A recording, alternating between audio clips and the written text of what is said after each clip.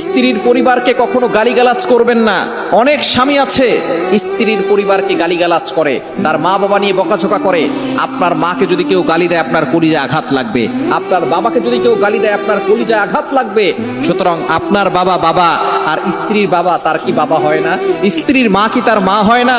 আপনার বাসায় বিয়ে দিয়েছে আপনার কাছে, এজন্য কি তার সব সম্পর্ক ছিন্ন হয়ে গেছে? নো, তার মা তাকেও রেসপেক্ট করবেন, তার বাবা তাকেও সম্মান করবেন, তার পরিবারের লোকদেরকেও সম্মান করবেন।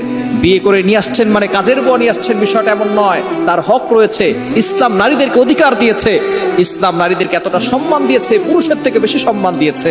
কোনো হাদিসে বলা হয় নাই যে বাবার পায়ের নিচে সন্তানের বেহেশত, কিন্তু নবীজি সাল্লাল্লাহু আলাইহি ওয়াসাল্লাম বলেছেন আল জান্নাতু তাহতা আকদামিল উম্মাহাত, মায়ের পায়ের নিচে সন্তানের বেহেশত।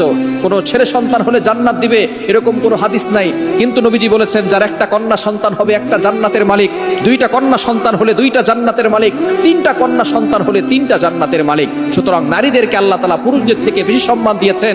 সেই নারীকে আপনার ঘরে এনে নির্যাতন করবেন, অন্যায়ভাবে আঘাত করবেন, তাহলে কিন্তু আল্লাহর কাঠ করে আপনাকে জবাবদিহি করতে হবে।